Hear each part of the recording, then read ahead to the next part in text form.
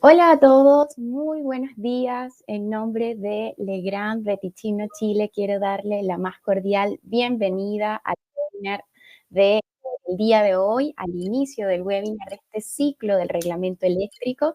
Así que bueno, bienvenidos a todos ustedes. Muchas gracias por acompañarnos nuevamente en el primer ciclo de este año 2025. Así que bueno, muy agradecidos por su participación. Veo nombres conocidos del año pasado y espero también tengamos nuevos participantes este año. Así que bueno, primero que todo agradecerles por su preferencia, por querer capacitarse con nosotros y por acompañarnos el día de hoy en este primer webinar, como les decía, de este ciclo del reglamento eléctrico que vamos a estar haciendo durante el verano. ¿Ok?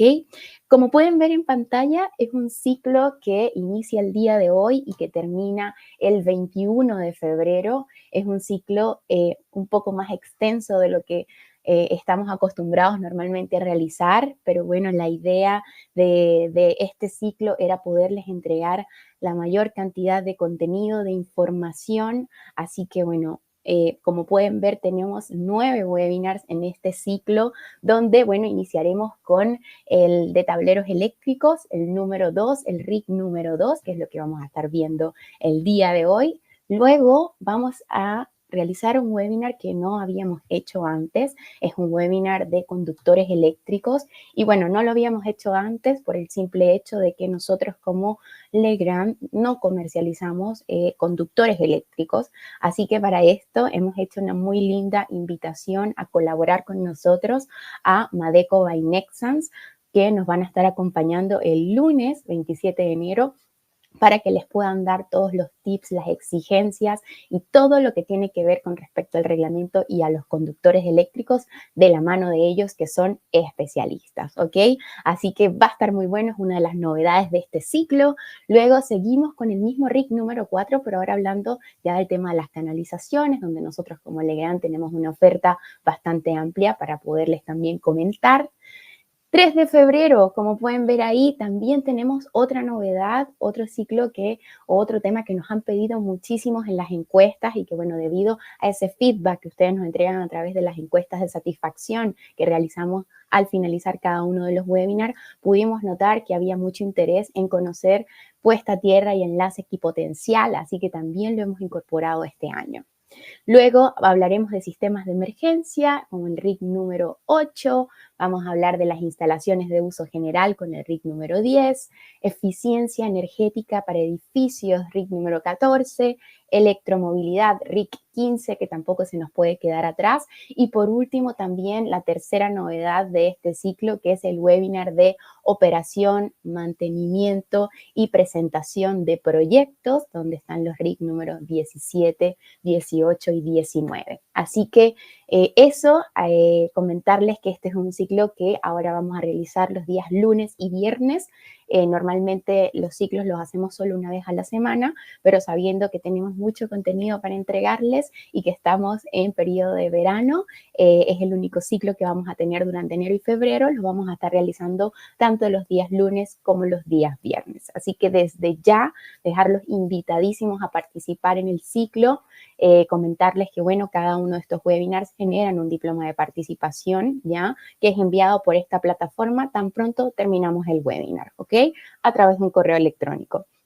Pero al igual que los ciclos del año pasado, aquellas personas que puedan asistir a lo menos a 8 de estos 9 webinars van a poder recibir un diploma final adicional con el total de horas que ustedes dedicaron a capacitarse con nosotros y por el ciclo completo. Así que espero puedan participar, espero puedan acompañarnos, los temas están muy, muy buenos, así que espero que puedan aprovecharlos con nosotros y compartir sus experiencias y ahí podamos resolver también cualquier duda que pueda ir apareciendo. ¿Ya? Así que eso como introducción, darles la bienvenida a los que recién se conectaron. Tenemos una excelente convocatoria el día de hoy.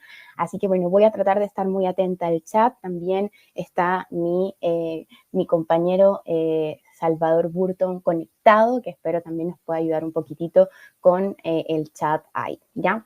Entonces, bueno, bienvenido a todos. Veo que están desde Antofagasta, desde Concepción, desde Punta Arenas. A todos ustedes, muy buenos días y bueno, gracias por comentarnos desde dónde se conectan. Siempre nos gusta saber desde dónde están conectados. Así que bueno, bienvenidos a todos y bueno, ahora sí, habiéndoles entregado toda esta información, habiéndoles dado la bienvenida, deseándoles a todos un muy buen año 2025 y con este primer ciclo de webinars. Entonces vamos a dar inicio con nuestra capacitación del día de hoy, ¿ok? Bueno, antes de iniciar, tan solo recordarles un par de cositas con respecto a la plataforma, ¿ya? Hay una música de fondo, me dice Víctor, vamos a ver si ahora la podemos sacar. Ahí me comentan si se escucha bien. Valdivia también, Ricardo, un gusto, David también, Colombia, Daniela, hola Daniela, bienvenida. Listo, entonces yo creo que ya, yo no escucho música por acá, espero se escuche bien, ya, perfecto. Igual ahí traté de eliminar, súper, ya, muchísimas gracias. Rancagua también, listo. Bueno, vamos entonces a dar inicio, ahora que se escucha bien, se ve bien. Bueno, comentarles que a través del chat que pueden encontrar acá, van a poder hacer sus preguntas, así como nos están saludando, nos dicen desde dónde se conectan. A través de este chat, ustedes van a poder ir haciendo algunas consultas y preguntas que puedan ir surgiendo durante la presentación. Así que, bueno, vamos a habilitar el modo preguntas y respuestas para que se diferencien las preguntas de los comentarios y los saludos y ojalá podamos responder la mayor cantidad de ellas, ¿ok? Y otra cosita que quería comentarles es que si están interesados en descargar la presentación que estamos viendo ahora, que vamos a revisar, los invito entonces a pinchar el link que vamos a tener ya publicado en pantalla que dice descarga la presentación, clic aquí. Así que si ustedes lo pinchan, los va a llevar a un link de WeTransfer y desde ahí van a poder descargar la presentación del día de hoy y un material adicional que también les he dejado, un brochure que puede ser de ayuda para todos ustedes, ¿ok? Así que eso eran las dos cositas. Recuerden preguntas, cualquier inconveniente con la señal, con el audio, con la imagen a través del chat y la presentación, si es que desean descargarla en formato PDF, ya está en pantalla. ¿Vale? Entonces vamos a dar inicio. Ahora sí, este tema siempre se hace muy cortito. Nos falta tiempo para terminarlo, el tiempo pasa volando, así que vamos a iniciar para poderles entregar toda la información y podamos contestar algunas preguntas también. Como les decía, vamos a partir con el primer pliego técnico que tenemos en este ciclo, que es el pliego técnico número 2, el que habla específicamente de tableros eléctricos y también conocer algunas de las soluciones del grupo Legrand que responden a estas exigencias normativas, ¿ya? Como muchos sabemos, ya no es tan novedad. Hace unos 4 años atrás, en el año 2021, entra en vigencia el nuevo reglamento eléctrico en Chile, que tenía como novedad que en vez de ser un único documento, como era la antigua NSH4 del año 2003, ahora se divide en distintos capítulos o en distintos pliegos técnicos, ¿ya? Tenemos un total de 19 pliegos técnicos y como les decía, vamos a ir viendo 9 de estos en este ciclo de webinars. Pero el día de hoy, bueno, me compete a mí, mi nombre es Alba Español, muchos de ustedes ya me conocen, trabajo como Product Manager y también en el área de capacitación. Me toca hablarles y entregarles las exigencias más importantes, más relevantes del RIC número 2 y de que compete a todos los tipos de tableros eléctricos. Entonces, como les decía, este nuevo reglamento entró en vigencia el 12 de julio del 2021 y todas las obras o permisos de construcción que se soliciten desde el 12 de julio del 2021 en adelante tenían que diseñarse e instalarse de acuerdo a las exigencias de este nuevo reglamento. ¿Dónde pueden descargar este reglamento? Bueno, lo pueden descargar directamente desde la página de la SEC, desde la Superintendencia de Electricidad y Combustibles. Les voy a dejar aquí el link también en el chat para que lo puedan ir a revisar. Y desde ese link, ustedes van a poder descargar los 19 pliegos técnicos que vemos aquí, así como también el decreto oficial de que estos pliegos entran en vigencia, ¿ok? Entonces, ahí les dejamos el link si los quieren revisar Incluso pueden ver que uno de los pliegos ya sufrió una pequeña actualización, que es el RIC número 15, y que bueno, también lo vamos a estar viendo durante ese webinar más adelante, ¿vale? Entonces, RIC número 2, les dejé el link desde donde lo pueden descargar y bueno, este pliego técnico aplica a todos los tipos de tableros en instalaciones de consumo de energía eléctrica acá en Chile. Y lo que hace, el objetivo de este pliego es definir requisitos de seguridad, ¿ok? La seguridad que deben cumplir los tableros eléctricos en cualquier tipo de instalación de consumo de energía, ¿ya? Así que aplica para todos y lo más importante es que nos van a dar requisitos mínimos para que sea un tablero eléctrico seguro, ¿vale? ¿Qué tipos de tableros eléctricos existen o cómo el reglamento los define? Porque les avisé que era todos los tipos, pero ¿cómo lo define el reglamento eléctrico? Bueno, lo define de dos formas, o lo clasifica de dos formas, ¿ya? Clasifica primero los tableros eléctricos según la ubicación dentro de una instalación eléctrica, ¿verdad? O su función específica.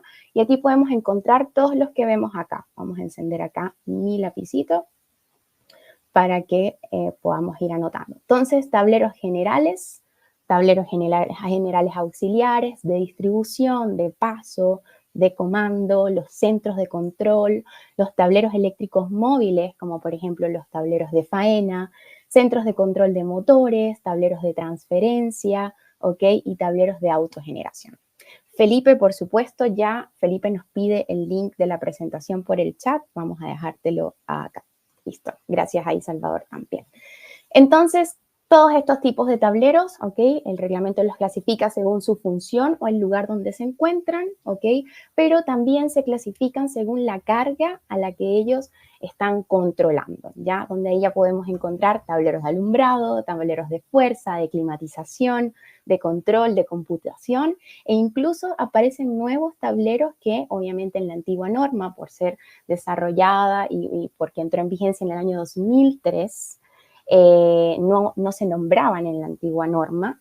Ahora sí comienzan a hablar de tableros de usos especiales, como cuáles, como domóticos, tableros fotovoltaicos, de automatización, para usos en hospitales, para usos médicos, como los de rayos X, autogeneración, etc. Entonces ya sabemos que para todos estos tipos de tableros, este reglamento, el pliego técnico número 2, nos van a entregar las exigencias de seguridad para nosotros poder desarrollar este tipo de tableros, diseñarlos, instalarlos, qué podemos hacer y qué no, para que sea lo más seguro posible, ¿ok? Otra de las cositas que también nos habla el reglamento eléctrico es que a veces nos menciona cajas, a veces nos menciona gabinetes y a veces nos habla de armarios. Entonces, para poder conocer un poco la terminología y cómo ellos nombran los distintos tipos de tableros, ellos se refieren a cajas cuando tenemos un tablero pequeño, ¿ya? Un tablero, por ejemplo, domiciliario, donde es un tablero que tiene una baja capacidad, es un tablero que tiene dimensiones reducidas, ¿ok? Y que su montaje normalmente es embutido o es sobrepuesto en una pared, en un muro, en un tabique, ¿correcto? Entonces, cuando el reglamento nos hable de cajas, nos va a hablar de este tipo de tableros de pequeñas dimensiones. Ahora, cuando cuando el reglamento nos habla de gabinetes, ya nos habla de tableros de mediana capacidad. Como podemos ver acá en el ejemplo, tenemos un tablero, por ejemplo, de faena o un tablero de control, etc. Entonces es un tablero de mediana capacidad, de medianas dimensiones, donde su montaje incluso todavía puede ser embutido, puede ser sobrepuesto, o incluso como los tableros eléctricos móviles o de faena, pueden estar sobre algún tipo de estructura autosoportante o algún lugar donde se puedan también movilizar. Y ya cuando el reglamento nos habla de armarios, ya nos habla de estos grandes tableros donde son autosoportados, ¿verdad? Con un montaje que está normalmente anclado al piso, donde nosotros podemos acceder ya sea por la parte frontal, con su puerta y su cubre equipo. También podríamos llegar a tener accesos por los costados y ya son tableros de gran capacidad. Si hablamos de ruptura de kiloamperios, podríamos decir que tableros o cajas, cuando el reglamento habla de cajas, habla hasta 10 kiloamperios, gabinetes hasta 36 y ya de 110 kilos o más ya hablamos de armarios. Pero esto es un poco para que sepan que más adelante, cuando hablemos de algunas exigencias, sepan cuándo se refiere a cajas, gabinetes o armarios. ¿Ya? Yo les decía que en este link del decreto 8, donde están todos los pliegos, aparecían los 19 pliegos, pero también aparece un documento muy importante que es el decreto supremo, desde donde se hace válido y entra en vigencia los 19 pliegos técnicos, ¿correcto? Bueno, ahí hay un documento que si no lo han leído todavía, yo se los recomiendo porque nos habla de temas bien interesantes que no aparecen en los 19 pliegos técnicos, como por ejemplo la definición de un lugar de reunión de personas, ¿ok? Entonces, en ese decreto 8 que ustedes pueden descargar desde el link que les dejamos tanto en la presentación como en el chat, está el decreto 8 que tiene algunas páginas, es corto, no sé, tendrá unos 7, 8 páginas, y nos habla de la definición del lugar de reunión de personas, que no sé si recuerdan, pero de acuerdo a la antigua norma, tenía una definición que era un poquito difícil a veces de interpretar porque nos hablaba de que se definía como un lugar de reunión de personas aquellos lugares donde había una cantidad específica de personas, pero también por una cantidad específica de tiempo. Entonces a veces se cumplía uno o lo otro y era más difícil saber o conocer si era un lugar de reunión de personas. ¿Y por qué es tan importante que tengamos esta definición bien clara? Pues es importante porque dependiendo de si es un lugar de reunión de personas o no, tenemos exigencias adicionales, como lo es el tema de libre de halógenos, conductores libre de halógenos, tableros libre de halógenos y todo esto. Entonces, necesitamos tener muy claro esta definición y ahora en el decreto 8, en este reglamento eléctrico que se encuentra vigente ahora mismo, lo especifica y queda súper claro. Como lo pueden ver acá, es todo inmueble o parte de ello donde yo pueda permitir la reunión de 100 o más personas. Entonces, cualquier lugar que el espacio físico me permita que se reúnan 100 o más personas, ya es un lugar de reunión de personas, por lo tanto, yo voy a tener que tomar medidas adicionales para garantizar la seguridad de esa instalación eléctrica y de las personas que van a estar ahí. Ahora, ¿qué pasa? Además de cualquier lugar que pueda albergar 100 o más personas, todos estos lugares que ustedes pueden ver aquí, este listado un poco largo, extenso, son ya lugares de reunión de personas sin importar su aforo, sin importar la cantidad de personas que puedan tener al interior, ¿ok? Ya estos lugares son definidos por el reglamento como un lugar de reunión de personas y ya yo sí o sí tengo que tomar estas medidas adicionales de las cuales vamos a hablar en un ratito más. Entonces, ¿cuáles son estos lugares? Así en modo general, porque pueden ver que son muchos. Bueno, todos los recintos asistenciales, todo lo que es hospitales, clínicas, todo lo que tenga que ver con el tema de la salud, es un lugar de reunión de personas. Recintos educacionales también, recintos destinados al culto religioso, como iglesias, mezquitas, todo lo que son recintos de entretenimiento también, como casinos de juego, como billares, recintos de esparcimiento también, como casinos de alimentación, tal vez en una empresa, restaurantes, discotecas, recintos para la práctica deportiva, recintos para espectáculos, cines, teatros, museos, recintos destinados a fines sociales, recintos destinados al comercio, aquí ya hablamos de centros comerciales, tiendas de departamento, etcétera, e incluso los terminales de transportes, ¿ok? Tanto aéreos como terrestres, aquí hablamos de aeropuertos o hablamos también de algún tipo de terminal de buses, incluido estaciones de metro también, que acá en Santiago podemos encontrarnos un poco con eso. Entonces, como pueden ver, ya saben, todo este listado sí o sí por el reglamento es obligatorio que se considere un lugar de reunión de personas y si hay algún otro lugar que no está en este listado pero que puede tener la reunión de 100 o más personas, esos lugares también se consideran. Ahora, una de las preguntas que más hacíamos también en ese entonces era si los edificios residenciales, ¿verdad? Los edificios colectivos residenciales son un lugar de reunión de personas, ya que pueden haber 100 o más personas, ¿correcto? Y bueno, el reglamento ahí en el decreto 8 nos los deja claro a esta pregunta un poco frecuente que teníamos nosotros los que trabajamos en el área eléctrica y nos dice que no, ¿ok? No se considera un lugar de reunión de personas un edificio residencial, es decir, cada uno de los departamentos, pero lo que sí es un lugar de reunión de personas en ese edificio son los espacios comunes, ¿ok? Los pasillos, las zonas de acceso, las áreas comunes, todo lo que se pueda compartir con todos los que habitan en ese edificio, esas pequeñas zonas sí se deben considerar como un lugar de reunión de personas. ¿vale? Entonces, importantísimo, así espero les haya quedado muy claro. Voy a ir a ver eso. Perfecto, todo bien. ¿Alguien se le cortó la señal? Ya, perfecto. Listo. Ahí, bueno, voy a continuar. Muchas gracias ahí los que nos están ayudando. Si no se escucha bien, pueden salir e ingresar nuevamente. A veces puede mejorar el audio ahí. Ya, entonces acá tenemos esto. Espero haya quedado claro. Vamos entonces a seguir ya ahora. Les quería hablar un poquitito de eso, de qué consistía el RIC número 2, ¿verdad? Los objetivos, a dónde se aplicaba, los tipos de tableros, porque nos habla que es para todos los tipos. Un poco la terminología, como ellos hablan en el resto de los pliegos, porque nos dividen los tableros en cajas, gabinetes o armarios, y esta definición muy importante porque nos va a servir para todas las exigencias de libres de aloje. Entonces, habiendo aclarado eso, esta pequeña introducción muy conceptual, vamos entonces a iniciar con esas exigencias bien importantes que nos piden para todo tipo de tableros eléctricos al momento de instalar, de diseñar para cualquier tipo de instalación. Entonces, aquí ya comenzamos con las exigencias y bueno, esto es muy básico, es lo primordial, son conceptos generales como lo pueden ver acá y bueno, acá simplemente hablamos de la identificación del tablero, ¿ok? Nos dice que todos los tableros, sin ningún tipo de excepción, deben estar identificados con la siguiente información, ¿ok?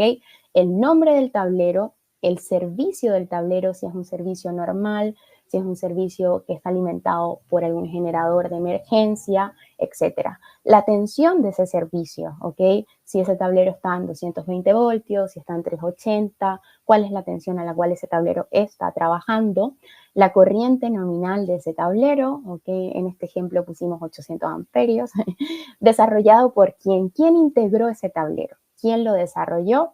La empresa que lo hizo. Aquí por este ejemplo pusimos Legrand.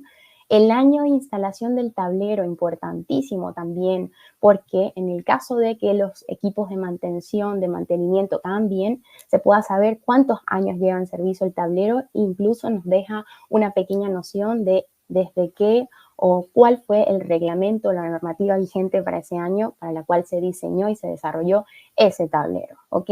Año de instalación 2021, por dar un ejemplo. El índice de protección IP55, recuerden, el índice de protección IP es simplemente 2 dígitos que nos indican la protección que tienen contra el ingreso de partículas sólidas como el polvo y el ingreso de partículas líquidas como el agua, ¿ya? Y por último, el tipo de ambiente donde va a estar instalado ese tablero. Es un tipo de ambiente salino, ambiente explosivo, es un ambiente normal, así que toda esta información ahora nos pide el reglamento, nos exige que el tablero debe tener de forma visible, legible e indeleble, ¿ok? Para que podamos conocer estos datos básicos del tablero. Ya, entonces eso es un poquito la novedad porque ahora nos piden muchas más cositas para indicar ahí, pero ya después tenemos lo que ya conocíamos acá con la antigua norma. ¿Qué más necesitamos tener en el tablero? El cuadro, indicador y rotulado, ¿verdad? El cuadro donde yo puedo identificar cuántos circuitos tiene ese tablero, el número de circuitos y la función para yo saber en el momento de que tenga que desenergizar algún circuito específico, pueda ver el cuadro y saber cuál es la protección asociada a ese circuito, ¿vale?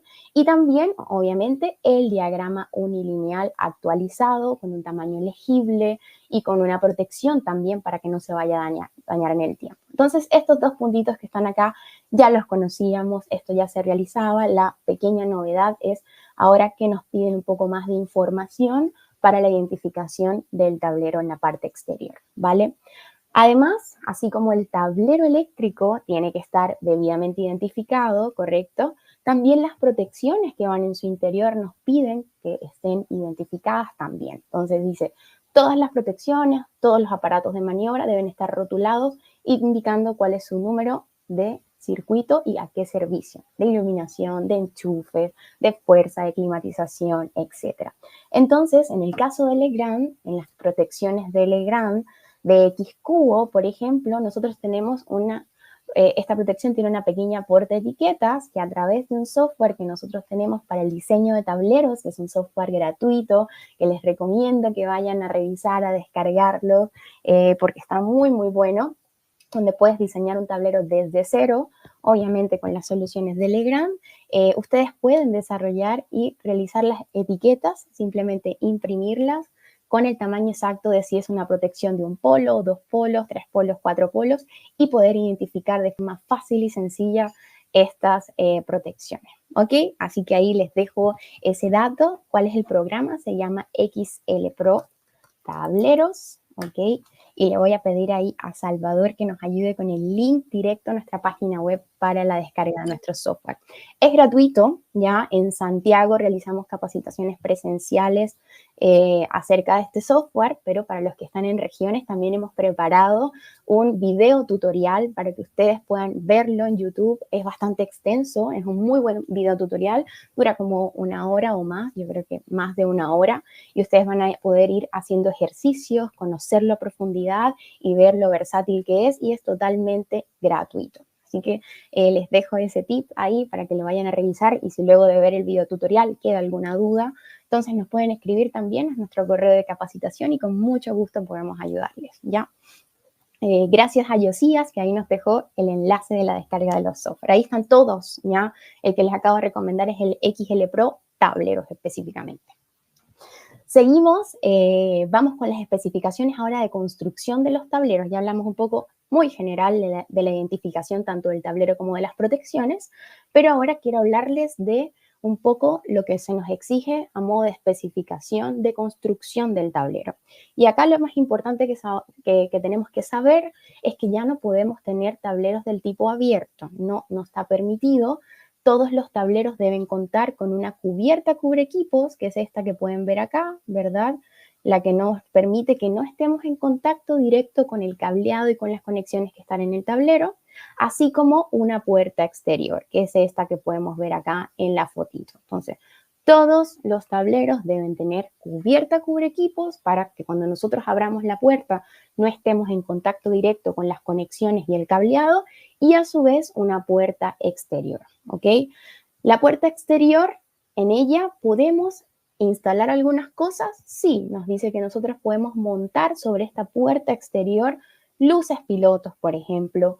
Podemos colocar equipos de medida para medir el voltaje, la corriente del tablero o cualquier otro elemento de maniobra o control que yo necesite realizar desde afuera. Ahora, lo importante que yo debo tener aquí en cuenta es que si yo deseo instalar cualquiera de estas cosas, yo tengo que tener el cuidado de que yo mantenga el grado IP o la protección IP del tablero. Recuerdan que les dije que el IP era la protección que tiene el tablero contra el ingreso de sólidos y líquidos.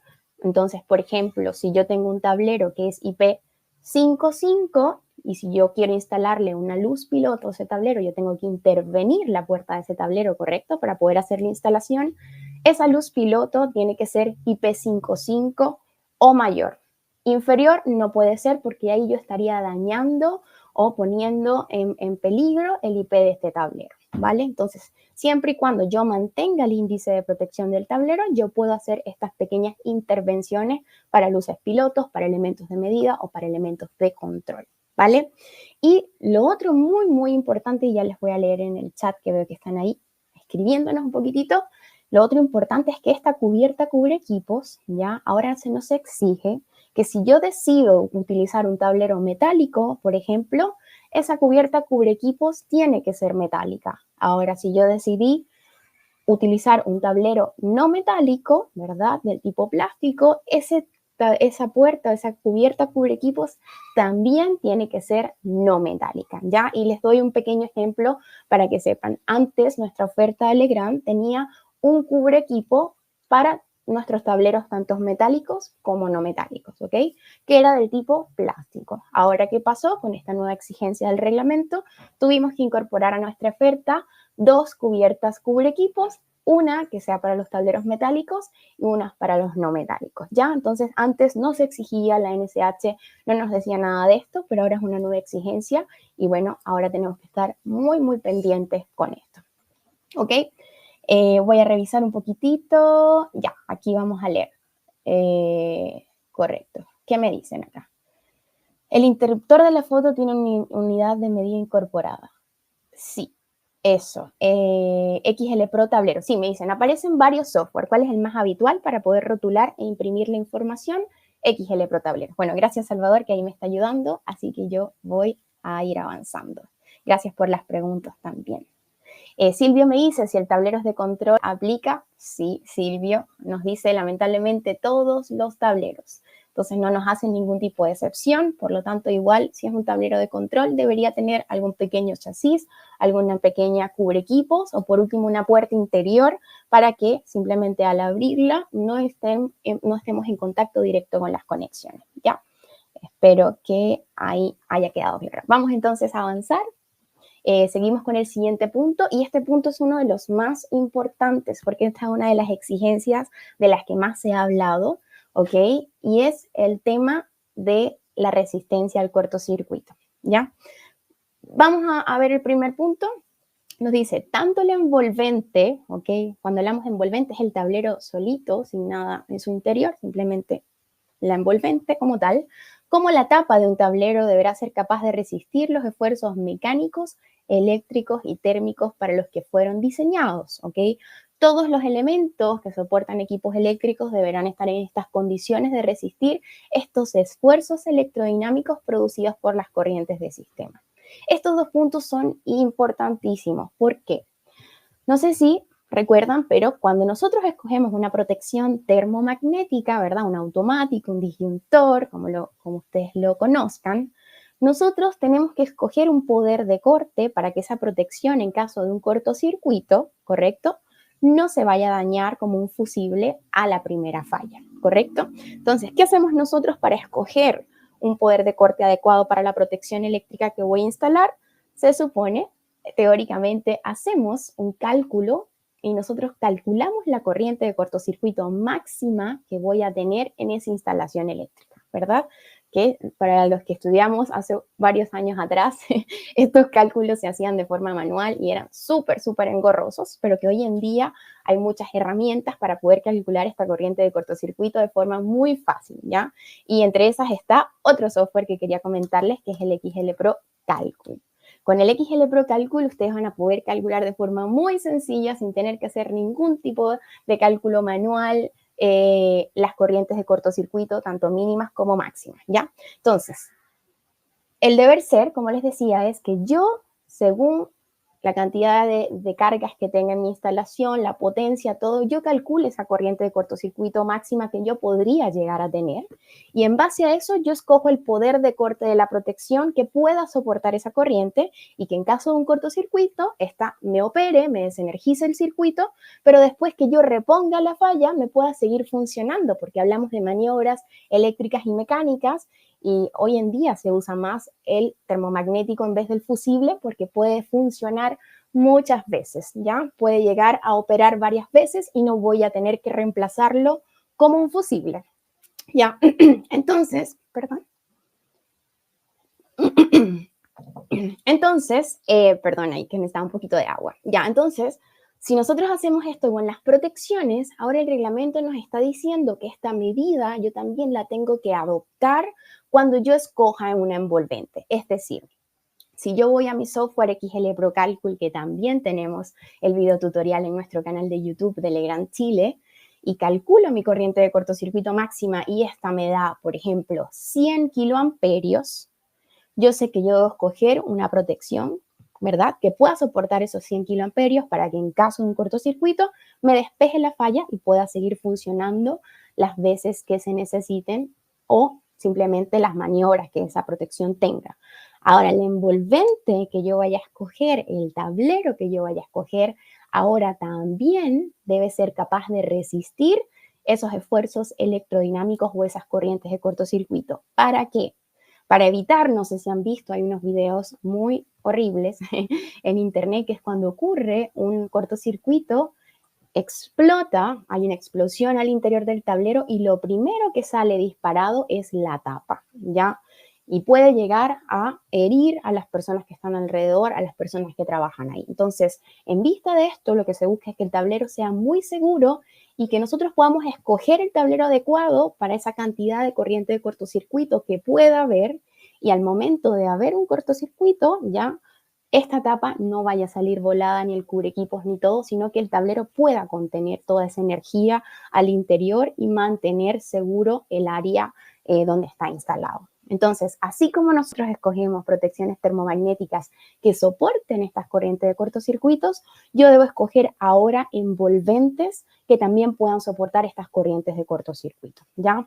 Y como ustedes saben, porque ya en las protecciones es mucho más fácil saber 10 kilos, 6 kiloamperios, 6.000, 10.000, pero ¿cómo lo sabemos en tableros? Bueno, nosotros, los fabricantes, debemos entregarles a ustedes esta información en la ficha técnica del producto, donde yo le indique, oye, yo he ensayado mi tablero, hice un ensayo y pude llegar a garantizar, a confirmar a través de ensayos en fábrica que mi tablero puede soportar, por ejemplo, como este que ven aquí, hasta 110 kiloamperios de ruptura o de corriente de cortocircuito. Por lo tanto, si tú calculaste tu corriente y está por debajo de eso, lo vas a poder usar sin problema y te vamos a garantizar que en caso de un cortocircuito de esa magnitud, yo o este tablero puede soportar hasta 110 para este ejemplo.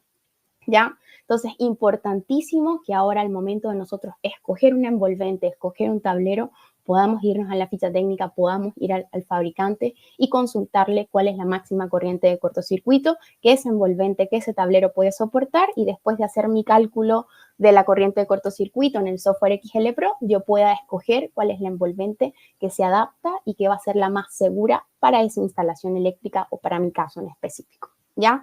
Así que espero haya quedado claro eso. La idea es que sí, link de descarga de software, por ahí estaba un poquito más arriba, ¿ya? Listo, ok. Entonces esto es importantísimo, hay que calcularlo, hay que hacerlo para todos los tableros y obviamente, y bueno, saber, incluso los domiciliarios, saber cuál es la corriente de ruptura y poder escogerlo en base a eso, ¿ok? Importantísimo.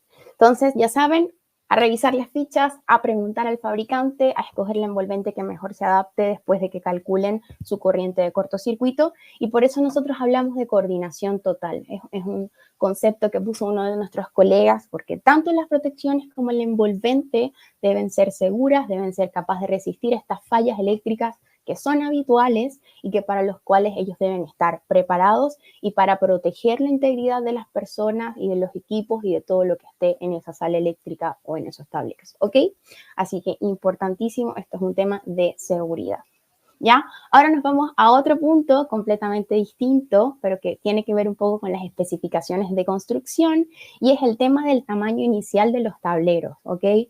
El tamaño inicial que nosotros debemos prever para un tablero tiene que tener un 25% adicional para un crecimiento futuro. Eso lo sabemos, estaba súper claro, pero ahora nos dice el reglamento que además ese 25% debería ser o debe ser para cada tipo de servicio que tenga ese tablero. Entonces, si yo tengo un tablero eléctrico que tiene distintos servicios, como por ejemplo fuerza, alumbrado, iluminación, computación, climatización, entonces ese 25% yo lo tengo que dejar por cada tipo de servicio que tenga el tablero eléctrico, ¿ok?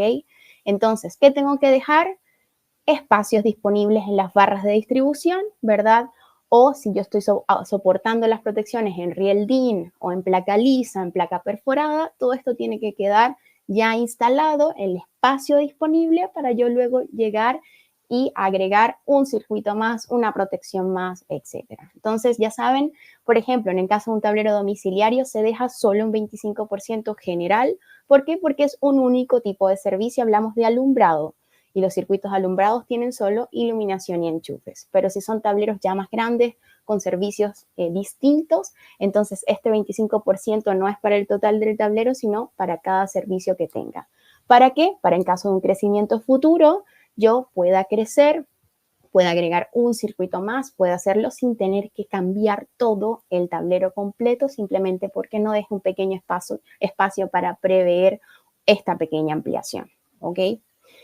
Voy a seguir y ahora voy a leer un poquito de preguntas, pero bueno, si seguimos con las especificaciones de construcción, ¿ok? Obviamente, como les decía, tenemos que instalar o colocar las protecciones en un elemento independiente del envolvente. Yo no puedo llegar y colocar la protección termomagnética sin ningún tipo de rieldín, sin ningún tipo de placa. Debo tener un elemento de sujeción independientemente de la envolvente para yo poder colocar e instalar esto. Entonces, toda la parte eléctrica, todas las protecciones, todo debe ir montado sobre un bastidor, placa de montaje, rieldín, fijado sobre montantes mecánicamente independientes de la caja, el gabinete o el armario. Esto es súper claro, es un poco evidente, ya lo conocemos muy bien.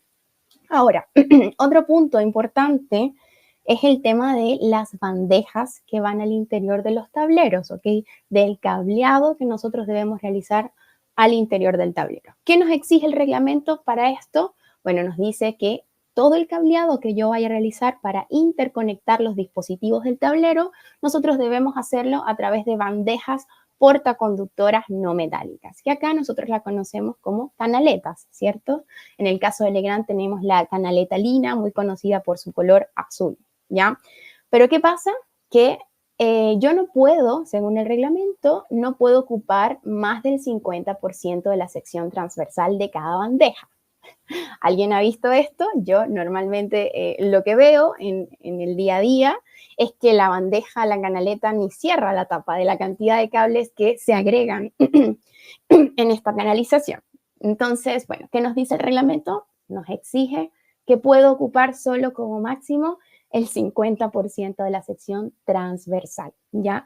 Es lo que dice, tengo que dejar el otro 50% libre, así que eso es. Ahora, hay una excepción. Hay una excepción, no todos los tableros tienen que hacerse el cableado a través de canaletas y la excepción nos dice que solamente aquellos tableros eléctricos que tengan de 8 circuitos en adelante es obligatorio que yo use canaletas. De un circuito a 7 circuitos no es obligatorio que yo haga este cableado a través de las canaletas, ¿ok?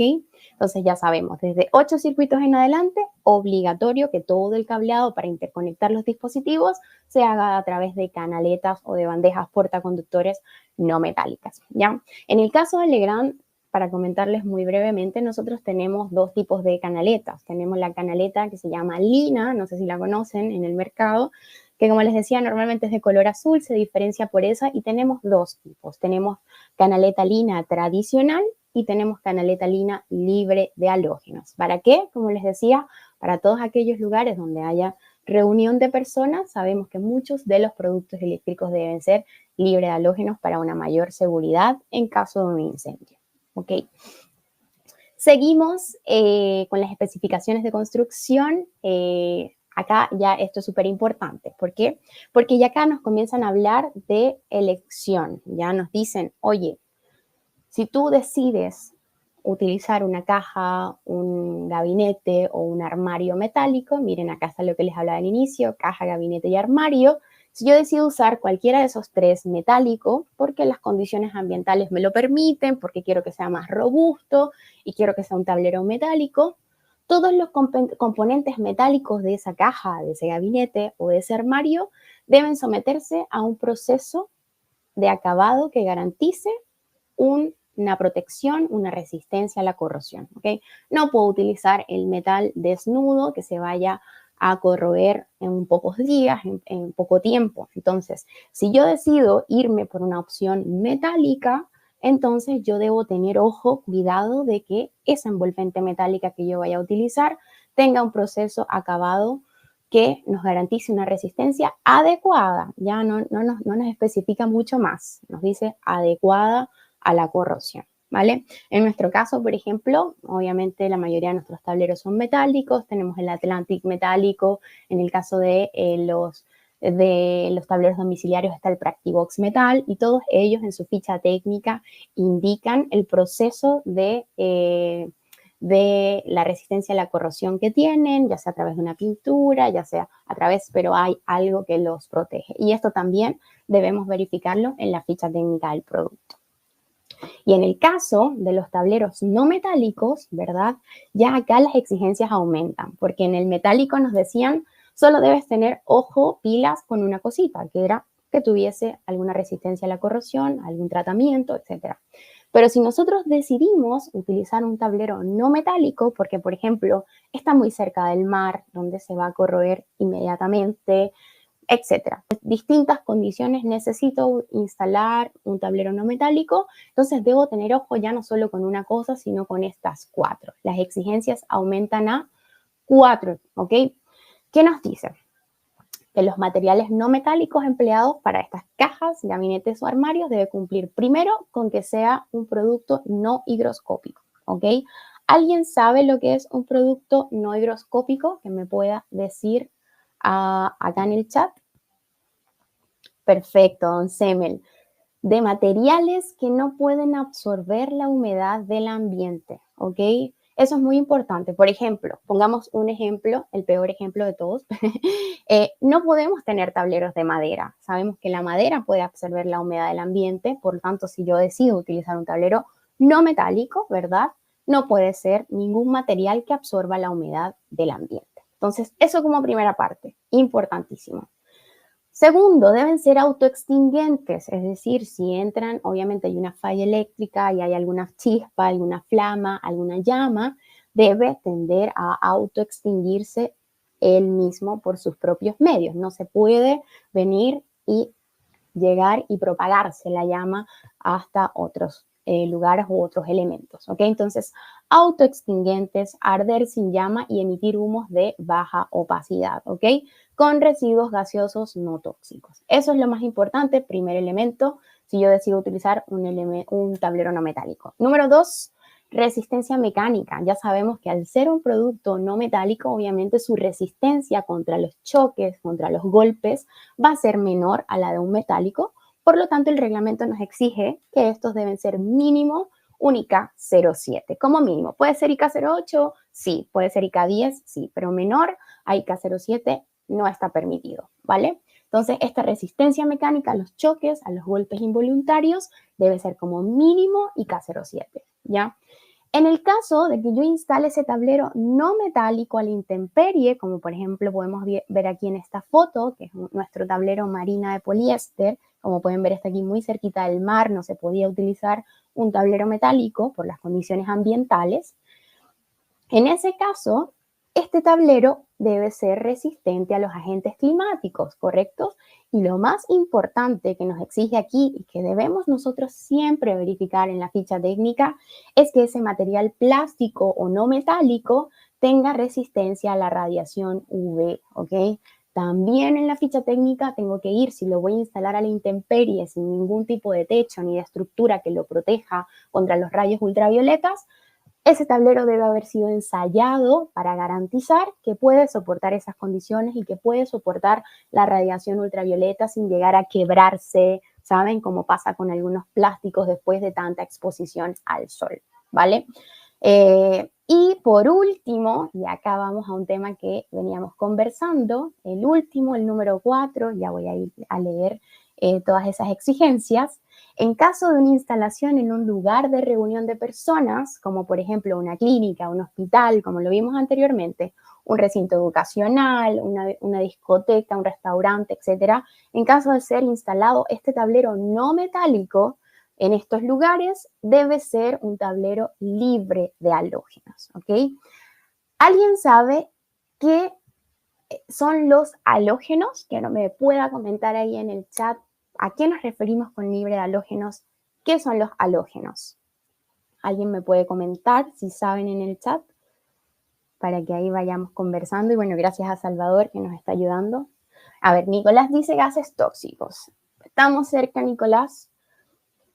Pero ¿saben cuáles son esos elementos que cuando entran en combustión generan gases halógenos?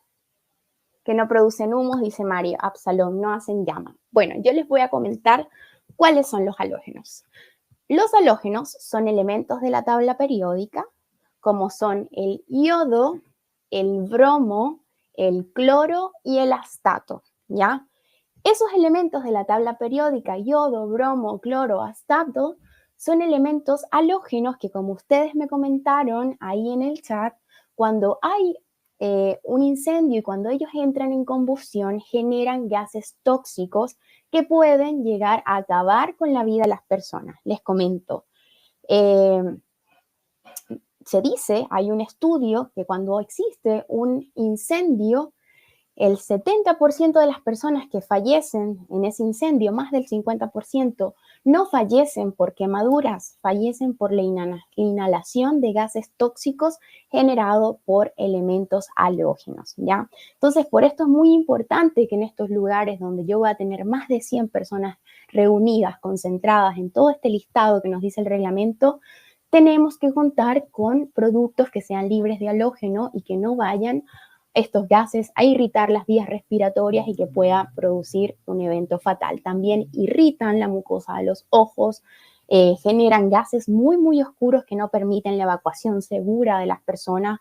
Por tanto, es súper importante, es relevante que conozcamos esto y que podamos, obviamente, identificar cuáles son estos lugares y poder utilizar, ¿ya? Entonces, ya aquí nos dice, ¿por qué nos exige esta exigencia de halógenos solo en elementos no metálicos y no en los metálicos? Porque los metálicos no tienen halógenos. Normalmente los productos que tienen halógenos son los no metálicos y aquí hablamos del PVC. Ya, cuando nosotros decimos que un tablero es de PVC, esta última C que está acá es cloro. ¿Ya? El cloro se usa muchísimo para todos los elementos que son plásticos. Por lo tanto, el cloro es un halógeno y por lo tanto es un elemento que en caso de llegar a entrar en combustión puede llegar a ser tóxico para las personas y puede llegar a acabar con vidas de personas, a dificultar las salidas de emergencia, la evacuación, ¿ya? Entonces, cuando nosotros decimos que un producto es de PVC, obviamente no es libre de halógenos, ¿ya? Ahora, muy importante, ¿ok? Cuando ustedes vayan a escoger una envolvente no metálica y necesitan que sea libre de halógenos, ustedes tienen que solicitar al fabricante, oye, Legrand, necesito que me entregues el certificado donde dice que ese producto es libre de halógenos. O sea, no basta con que en la ficha técnica diga libre de halógenos, esto tiene que estar garantizado, ensayado por una tercera parte que indique y garantice que ese tablero es libre de halógenos. ¿Cuándo se considera que un producto es libre de halógenos? Cuando del 100% de su composición, ¿ya? Menos del 0.5% de ese 100% de la composición tiene elementos halógenos, ¿ya? Cuando es así, ya nosotros garantizamos que es un producto libre de halógenos y que no va a ocurrir absolutamente nada, ¿ya? Entonces, ese certificado ustedes tienen que solicitarlo, pedírselo al fabricante para que ustedes puedan estar 100% seguros, incluso el hito, el inspector, va a pedírselos, así que es bueno que lo tengamos nosotros ahí a la mano, ¿ya? ¿Ok? Dice, ¿qué pasa con los ductos de PVC en los lugares de reunión de personas? Ricardo, buena pregunta. Bueno, como puedes ver, el reglamento a través de todos los pliegos te va a ir indicando las exigencias, ¿ya? En el caso de tableros te dice que en este lugar los tableros no metálicos en lugar de reunión de personas tienen que ser libres de halógeno. Entonces, tal vez en el RIC número 4, que lo vamos a ver más adelante, también te va a indicar que las canalizaciones tienen que ser libres de halógeno, ¿ya? Hoy en día hay muchos conduits flexibles que son libres de halógenos ya, entonces hay que tener mucho ojo con eso y lo van a ver, lo van a reforzar con mi colega Salvador en el RIC número 4, ¿vale? Incluso los conductores, que también lo vamos a ver en el próximo webinar, también se exige que sean así. Lo importante es que sean lo más seguro posible. ¿Por qué? Porque trabajamos con electricidad y cuando trabajamos con electricidad hay riesgos eléctricos, hay riesgo de cortocircuitos, hay riesgos de chispas, de flamas. Es una posibilidad que pueda ocurrir y en caso de esto lo mejor es que sea lo más seguro para las personas que están ahí. ¿Ok? Listo. Ricardo, sí, yo te entiendo. Igual ahora se está usando mucha canalización de tubería conduit flexible no metálico, ¿ya? Entonces, hay que revisarlo. Yo creo que con Salvador lo van a ver mejor, pero ya en el mercado hay canalizaciones, tuberías embutidas, ¿ya? Que son libres de halógenos. Hay muchísimas en el mercado, ¿vale? Entonces, lo más seguro es que haya que utilizar este tipo de canalizaciones también. ¿Ok? Ahora, vamos a seguir para ir avanzando porque vamos a la mitad y nos queda ya media horita. Ahora, importantísimo el índice de protección. Ya, bueno, estos son los 4 elementos, esto es lo que se exige. Entonces ya saben, por ejemplo, si escojo un tablero metálico, yo tengo que tener en la ficha técnica que me diga que está tratado ante la corrosión. ¿Ya? Si escojo no metálico, los 4 puntos que acabamos de ver bien, bien, bien en detalle. ¿Vale?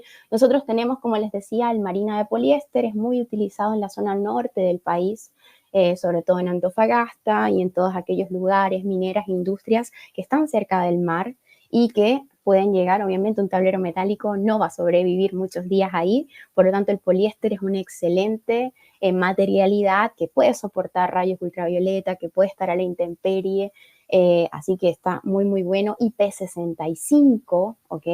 Así que puede estar ahí sin problemas con lluvia, con sol, con una muy, muy buena resistencia, ¿vale?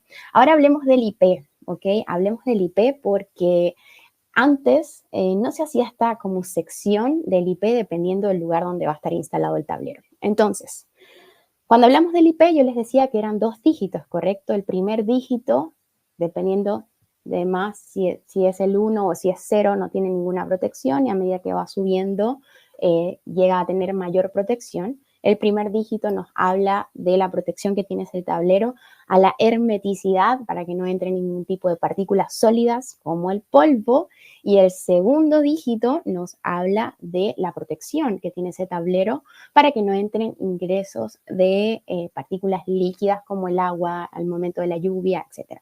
Entonces, nos dice que los tableros debemos escogerlos con un índice de protección adecuado al ambiente donde yo lo voy a instalar. ¿Ya? Primero nos dice, obviamente, no se aceptan tableros del tipo abierto, eso lo vimos al inicio, todos los tableros deben tener cubierta, cubre equipos y puerta exterior, ¿ya? Y el IP mínimo que nos van a solicitar va a depender de dónde está instalado ese tablero. Si yo tengo instalado ese tablero al interior, mínimo yo debo tener un IP 41. ¿Puede ser más que 41, Alba? Sí, sin problemas, pero no menor que eso. Recuerden que el reglamento nos da las exigencias mínimas de seguridad que yo debo tener para poder cumplir. Si yo quiero aumentar esa seguridad, lo puedo hacer sin problemas, pero jamás bajar de este mínimo que nos exigen acá. Entonces, tablero va a ser instalado al interior, dentro de un departamento, dentro de una sala eléctrica, al interior completamente, con un IP 41 es más que suficiente, es lo mínimo que nos exige el reglamento.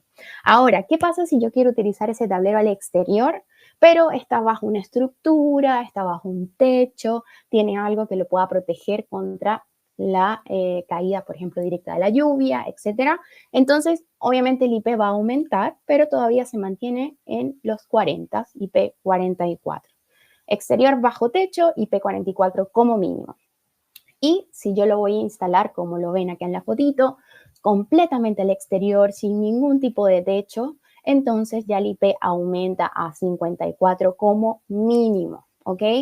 Como les decía, ¿puedo usar entonces el marina de poliéster que es IP65? Puedo usar uno 50 o 50 menos de 54, no puedo utilizarlo, ¿ya? Entonces ahí tenemos que tener ojito que también cuando vayamos a seleccionar un tablero, no importa si es metálico o no metálico, el IP debe ir en concordancia con lo que se nos exige acá.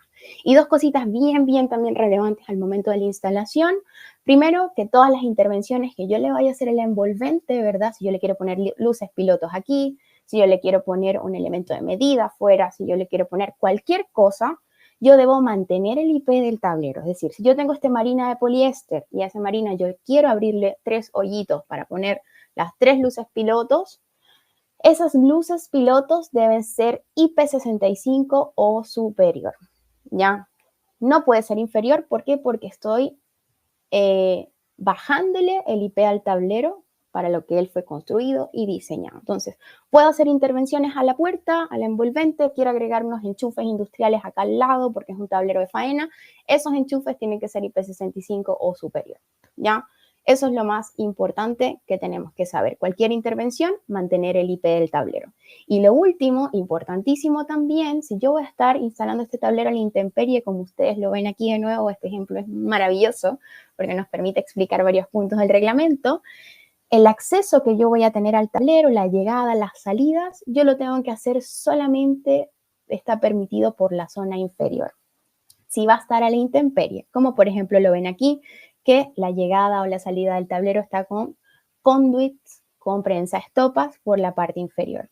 Alba, pero yo necesito llegar por la parte superior, no está permitido para tableros en la intemperie. Ahora, si tú tienes un tablero al interior o bajo algún tipo de techo, ¿lo puedes hacer por la parte superior? Sí, pero si está en la intemperie, no. ¿Por qué? Porque es una medida, igual que en caso de que alguna de esa hermeticidad falle, etcétera, por cualquier motivo, es mucho más difícil que la lluvia vaya a entrar al tablero si es que tenemos la abertura por la parte inferior, ¿ya? Eso. Ahora, Javier me hace una buena pregunta, me dice, ¿no hay ningún caso excepcional de IP según el sector, como el sur o el norte del país? No, Javier, lamentablemente no hace excepciones con respecto a las zonas del país, simplemente hace estas pequeñas excepciones dependiendo de dónde se va a instalar. Entonces ya sabemos que interior 41, exterior con techo 44, intemperie ya 54 como mínimo, ¿ok? Perfecto. A ver, dice Juan Pablo, consulta, si tengo una instalación provisoria, por ejemplo, de ferias por 2 semanas, y esta es considerada como un local de reunión de personas, ¿debo instalar igualmente materiales libres de halógeno? Juan Pablo, lamentablemente la respuesta es sí.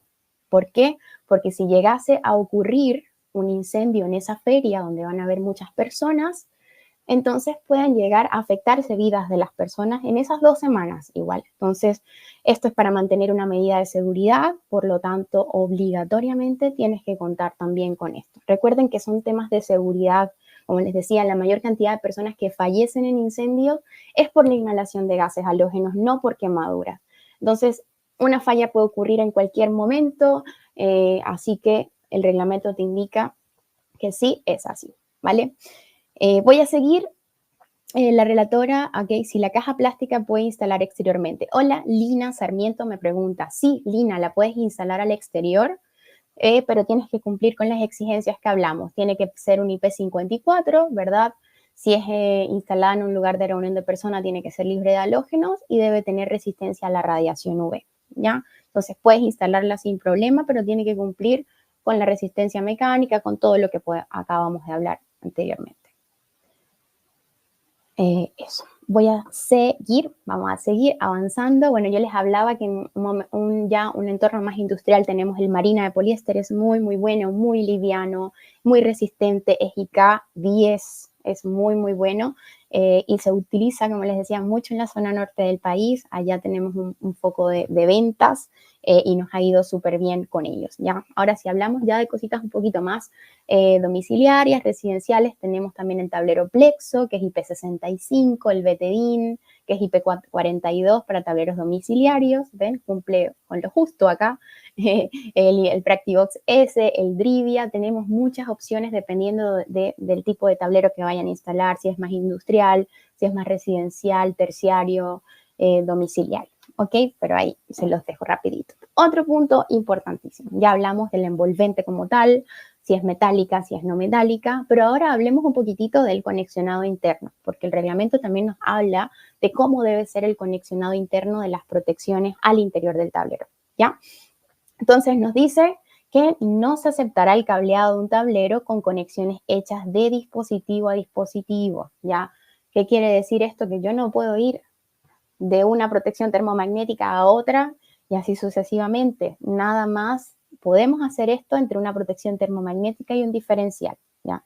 Pero ¿qué pasa? Que si yo ya tengo la llegada del tablero y tengo fase, neutro, tierra, etcétera, yo debo contar con barras, ¿ya? Yo tengo que tener barras de distribución para yo poder desde ahí distribuir a cada una de las protecciones.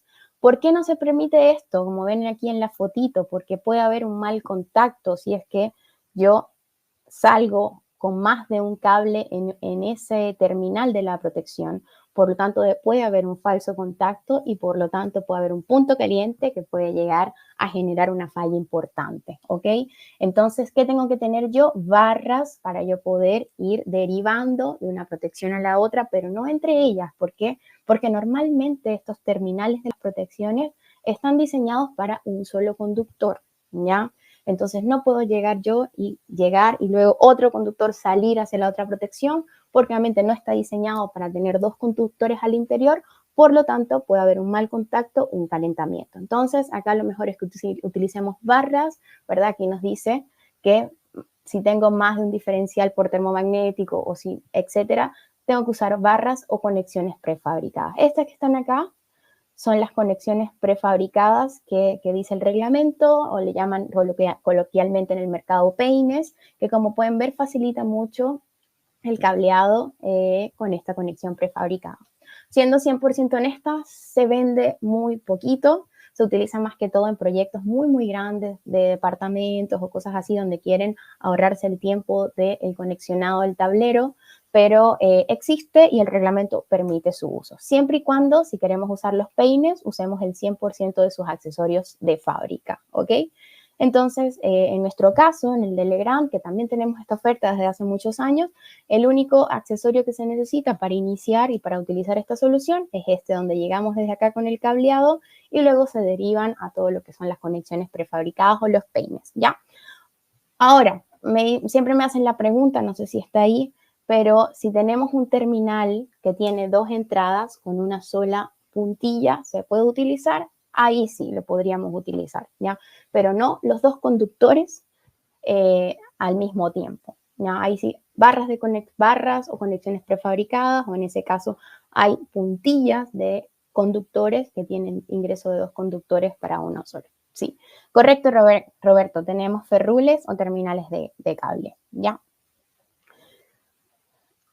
Ya, ¿qué más? Ahí voy a seguir avanzando porque ya estoy un poquito atrasada en tiempo, pero bueno, nos queda todavía en unos minutitos, ¿ya? Entonces ya saben, obviamente del termomagnético, del diferencial, se puede hacer directo, donde no lo puedo hacer directo es entre varios termomagnéticos o si es que hay más de un diferencial por termomagnético, etcétera, ¿ok?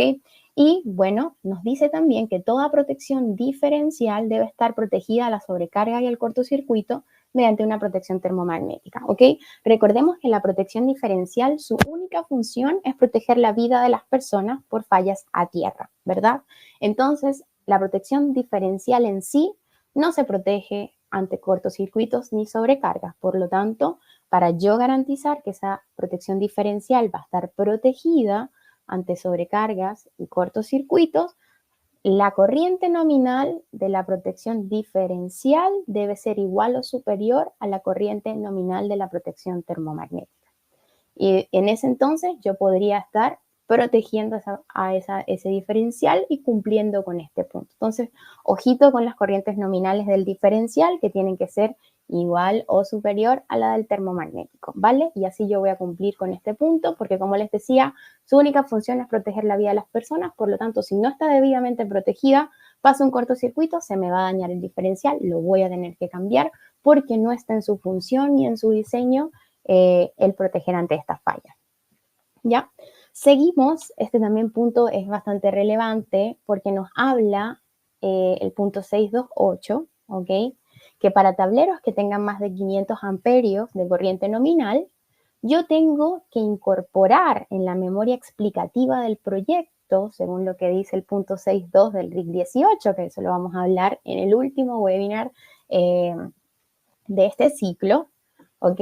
Yo debo incorporar una memoria explicativa, en la memoria explicativa un diseño, una explicación donde yo diga la cantidad de barras y las dimensiones de los soportes de barra que yo estoy utilizando, ¿ok? ¿Por qué? Porque así yo voy a garantizar que esa configuración de cantidad de barras, de espacios, de soportes, de las separaciones entre ellos, me va a poder soportar la más alta corriente de cortocircuito estimada. Sabemos que las barras pueden llegar a vibrar y si no están bien soportadas puede llegar a ocurrir un accidente, ¿ya? Entonces, en nuestro caso, nosotros como Legrand también vendemos barras, vendemos soportes, y para que ustedes no tengan que hacer este cálculo para ver y calcular exactamente, dependiendo de las condiciones del tablero, cuánto va a ser el espacio de los soportes y etcétera, nosotros tenemos tablas, varias tablas como esta que ustedes ven acá chiquititas, que se los invito a que puedan revisar en el catálogo de Legrand, donde ahí ustedes indican la barra que están utilizando, la dimensión, y ustedes hacen ahí el cruce y pueden ver cuál es la máxima corriente de cortocircuito que esa configuración que ustedes están utilizando y ese espaciado de soportes puede soportar. Entonces, lo mismo, nos vamos al software XL Pro Calcul, calculamos nuestra corriente de cortocircuito máximo, en base a eso escojo las protecciones que puedan soportar esa corriente de cortocircuito, escojo la envolvente que también pueda soportar esa energía, esa corriente de cortocircuito, y también el tema de los espaciados de las barras, de los soportes, debo calcularlo en base a eso. ¿Por qué? Porque esa configuración tiene también que poder soportar esa posible corriente de cortocircuito que va a ocurrir. Entonces, acá lo que quería comentarles es que nos ha servido mucho, ya tenemos varios feedback de clientes que simplemente indicando en la tabla la configuración y lo incluyen en la memoria explicativa y les ha ido súper bien sin tener que hacer ningún tipo de explicación, cálculo adicional. ¿Por qué? Porque estos ensayos nosotros como fabricantes lo garantizamos y están basados en ensayos que se hacen en fábricas. Entonces nosotros podemos garantizarle que esa configuración específica puede soportar hasta esta cantidad de corriente de cortocircuito. Entonces hace mucho más sencillo el trabajo cuando tengan tableros de este tamaño y tengan que agregar esta memoria explicativa. Obviamente, si usan los productos de Legrand, soportes y barras de Legrand, nosotros les garantizamos esas cantidades de corrientes de cortocircuito y pueden simplemente agregar la tabla a la memoria explicativa indicando cuál es la configuración que utilizaron y es más que suficiente para esta exigencia, ¿ya? Así que los invito a revisarlo, no recuerdo exactamente cuál es la página ahora, pero en el catálogo general Legrand simplemente van al índice, van al lugar de las barras y soportes y ahí van a encontrar toda esa información que puede serles de ayuda más adelante, ¿ya? ¿Qué más tenemos? Voy a seguir avanzando. El tema de los bornes, también importantísimo. ¿Se recuerdan que les dije que las canaletas o las bandejas portaconductoras no metálicas tienen que usarse para tableros de 8 circuitos en adelante? Pues es lo mismo con los bornes, ¿ok? Tenemos que utilizar bornes para todos aquellos tableros que alimentan cargas externas, ¿ok? Es decir, yo tengo aquí mi tablero, tengo un circuito de enchufes, por ejemplo, para poner el ejemplo más sencillo.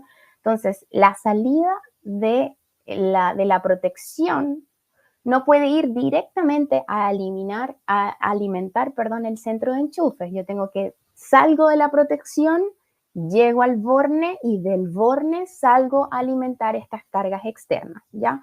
Tengo mi circuito de enchufes, llega la alimentación por arriba, ¿correcto? Y cuando bajo a alimentar las cargas externas, tengo que pasar primero por bornes que entra al borne y de ahí yo salgo hacia la alimentación de cualquier carga externa que tenga ese circuito.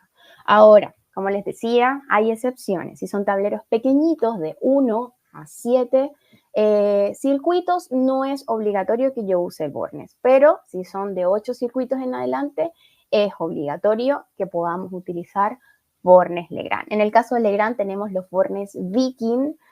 Hay una gran oferta muy amplia de distintos colores, por ejemplo gris para todo lo que son las fases, azul para todo lo que es el neutro, verde amarillo para la tierra. Está muy completa y la pueden revisar también a través de nuestro catálogo. Entonces ya hablamos de canaleta lina, hablamos de los bornes y ahora importantísimo también instrumentos de medida, ¿ok? Aquí hay un cambio interesante porque si no me equivoco siempre, nunca me acuerdo muy bien, pero en la antigua NSH 4 del año 2003, si no me equivoco, pedían instrumentos de medida a partir de los 200 amperios, ¿ok? ¿Qué pasa ahora? Hay una exigencia mayor y ya nos piden que desde tableros con corrientes nominal desde 100 en adelante, obligatoriamente debo contar con un instrumento de medida que me indique qué cosas, la tensión y la corriente sobre cada una de las fases, ¿ok? Entonces, importantísimo, instrumentos de medida desde los 100 amperios. También, obviamente, todos los tableros deben llevar un indicador visual o luces pilotos, ¿ya? Hay una excepción aquí, nos dice que solo se exceptúan de no llevar luces pilotos los tableros domiciliarios de hasta 3 circuitos, solo domiciliarios. Si yo tengo otro tipo de tablero que no es domiciliario y que tiene un máximo de 3 circuitos, obligatoriamente yo debo contar con luces piloto, ¿vale? Entonces las podemos ver en este formato para tableros ya más grandes, tableros, gabinetes y armarios, pero normalmente en el caso de cajas de tableros domiciliarios los encontramos a rieldín chiquititos como los podemos ver acá, ¿ya? Y todos aquellos dispositivos que necesiten energía para funcionar, dispositivos de control, luces pilotos, instrumentos de medida, yo también debo protegerlos ante la sobrecarga y a los cortocircuitos. Por lo tanto, en este caso, lo más común que se utiliza para proteger a la luz piloto, para proteger a los elementos de medida, son los fusibles, ¿ya? Entonces, normalmente se usa un portafusible con su fusible, es una solución más económica para poder proteger a estos elementos. Importante, lo único que tenemos que tener en cuenta acá es que la protección debe tener una corriente máxima nominal de 10 amperios. Eso es todo, ¿ya? Pero ahí lo tenemos. Entonces, resumen de esta lámina, todos los tableros de 100 amperios en adelante deben tener instrumentos de medida. Ahora es más exigente porque antes, si no me equivoco, era a partir de los 200 amperios. Ahora es desde 100. Tenemos que utilizar indicador visual o luces pilotos. ¿Para qué? Para indicar presencia de energía. Es un tema de seguridad. Si yo veo que las luces pilotos están encendidas, es porque ese tablero está energizado y no puedo llegar y meter las manos. Tengo que desenergizar y luego poder trabajar en él, ¿vale? Se exceptúan de luces pilotos solo los tableros domiciliarios de hasta 3 circuitos y todos estos elementos como luces pilotos, elementos de medida, elementos de control o todo aquel que necesite de energía para funcionar debe estar también protegido ante la sobrecarga y el cortocircuito con lo que nosotros queramos, pero lo más común que se utiliza son fusibles, ¿ya? A través de puertas fusibles, etc. Y bueno, ya nos vamos a ir a exigencias más específicas para ir avanzando. El reglamento nos hace exigencias específicas para tipos de tableros específicos, ¿ok? Si nos vamos a tableros generales, yo les traje acá las exigencias más importantes, son 3. Número 1, que nosotros debemos contar con un tablero general en toda instalación que exista más de un tablero de distribución, ¿ya? Ok, si yo tengo 2 tableros de distribución, 3 tableros de distribución, desde 2 ya yo debo tener un tablero general desde donde yo pueda desenergizar toda la instalación desde un único punto. Ahora, pasa algo, nos dicen que si yo solo tengo un tablero de distribución, donde no debería tener uno general, ¿cierto? Pero ese tablero de distribución está separado más de 30 metros del equipo del empalme, obligatoriamente ya tengo que tener o contar con un tablero general, ¿ya? Entonces, importante esto. Si tengo más de un tablero de distribución, obligatoriamente debo tener un tablero general, pero en el caso de que tenga un único tablero de distribución, pero está separado a más de 30 metros del empalme de mi instalación, obligatoriamente tengo que contar con un tablero general. Entonces, punto número 1 y 2, check. Vamos con el último, que es de los más importantes de todos, y es del famoso corte omnipolar, que me imagino lo han escuchado muchísimas veces, ¿ya? Nos dice que todo tablero general del cual dependa más de un alimentador, yo debo tener un interruptor general que corte todos los conductores activos, incluyendo el neutro, lo que se conoce hoy en día como corte omnipolar, ¿ya? Entonces, esto es súper importante porque antiguamente los disyuntores, los automáticos, los termomagnéticos generales solo protegían a las fases, es decir, si yo tenía una instalación monofásica, yo, donde tenía fase y neutro, yo solo protegía la fase con un dispositivo unipolar, un solo polo. O si tenía una instalación trifásica donde tenía 3 fases más neutro, yo solo protegía las 3 fases con un dispositivo tripolar, ¿verdad? Pero ahora, ¿qué nos dice el reglamento? Que obligatoriamente yo debo cortar, seccionar también el neutro. Por lo tanto, en una instalación monofásica yo debería estar utilizando un dispositivo bipolar y en una instalación trifásica un dispositivo tetrapolar, 4 polos. Entonces acá yo igual les dejé la definición para que lo tengan en la presentación, pero es lo que les acabo de decir. Simplemente el corte omnipolar es que se corten todos los conductores activos de forma simultánea, incluyendo el neutro. Es decir, no podría tener yo un termomagnético, un polo para la fase y uno para el neutro. No tiene que ser en un mismo dispositivo, porque en el caso de una falla, ambos conductores, tanto la fase como el neutro, deben quedar sin energía y yo debo garantizar que eso sea así, ¿ya? Ahora, hay una excepción y es aquí donde a veces nos confundimos un poquitito, porque ¿qué nos dice el reglamento? Nos dice que para dispositivos bipolares se permitirá que solo un polo esté protegido, es decir, la fase, o sea, el neutro puede no estar protegido, pero tiene que estar en el mismo dispositivo, ¿ya? Y en el caso de dispositivos tetrapolares, todos los polos deben estar protegidos, incluyendo el neutro. hablemos de esto, porque acá siempre hay unas pequeñitas confusiones. Entonces, si yo tengo una instalación monofásica donde tengo solo fase y neutro, ¿verdad? Yo tengo dos opciones para escoger. Yo como instalador, como diseñador, etcétera, puedo escoger entre dos opciones. O coloco una protección de un polo más neutro o coloco dos polos, ¿ya? Yo especifico o un polo más neutro o dos polos. Y ambas opciones cumplen con lo que dice el reglamento. ¿Por qué? Porque el reglamento hace una pequeña excepción y me dice que yo podría utilizar un dispositivo de un solo polo más neutro donde al interior, donde va la fase, esté protegido termomagnéticamente, pero donde va el neutro no tenga ningún tipo de protección, simplemente con la misma maneta, cuando acá se detecte algún problema, ambos queden sin energía. ¿Cuáles creen ustedes que es la solución más económica? ¿Un polo más neutro o dos polos? A ver, ¿quién me puede decir? ¿Cuál creen ustedes que es más económica? ¿Un polo más neutro o dos polos? Francisco, tienes razón, un polo más neutro. ¿Por qué? Porque nos estamos ahorrando esta protección termomagnética del neutro, que simplemente se va a quedar sin energía, se va a seccionar en el caso de que en la fase ocurra una falla. Ahora, ¿puedo usar de dos polos? Supongamos que yo, Alba Español, quiero que mi instalación sea muy, muy segura e incluso quiero detectar posibles fallas en el neutro. ¿Puedo usar el de dos polos? Lo puedo utilizar. Pero bueno, hoy en día, obviamente, cuando hablamos de proyectos muy, muy grandes, obviamente que buscar la economía también es importante y el reglamento me lo permite. Entonces, hoy en día se está usando y se está vendiendo mucho más la versión de un polo más neutro para instalaciones monofásicas.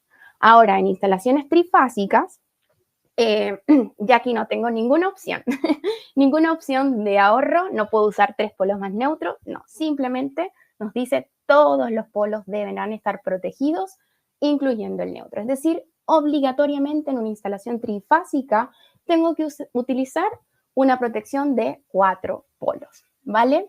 Entonces ahí para que lo tengan en cuenta, ya saben que en los tableros generales es obligatorio que la protección general sea o responda a este concepto de corte omnipolar, es decir, que el conductor del neutro también esté protegido o seccionado dependiendo de ambos casos, ¿ya?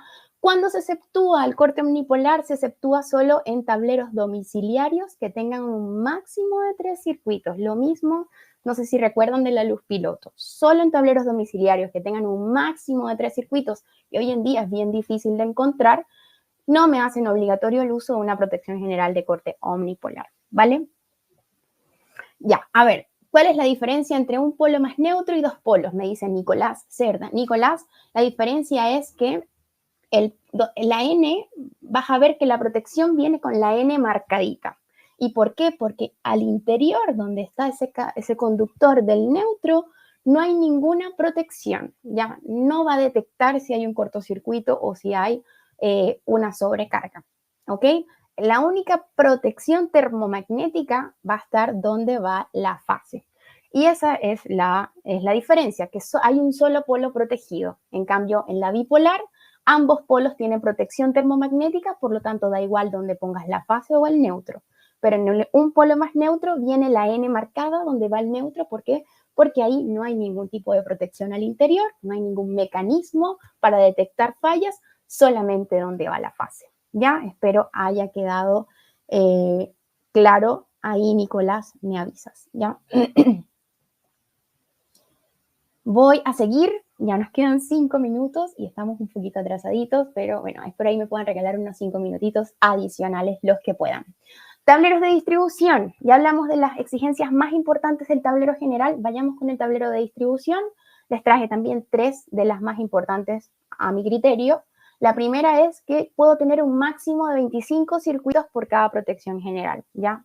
No puedo tener más que eso. Por protección general, como máximo en un tablero de distribución, 25 circuitos, ¿ya? La protección de cabecera del tablero de distribución también tiene que ser de corte omnipolar, ¿ya? Ahora, la excepción que les había comentado, tableros residenciales de hasta 3 circuitos, que se considera un tablero de distribución, no es obligatorio contar con esto. Entonces, ya sabemos que en el tablero general, la protección general debe ser de corte omnipolar. En el tablero de distribución, también la protección de cabecera debe ser de corte omnipolar, a menos de que sea un tablero domiciliario de 3 circuitos como máximo. Y el punto 3 es uno súper importante. ¿Por qué? Porque aquí nos trae una protección.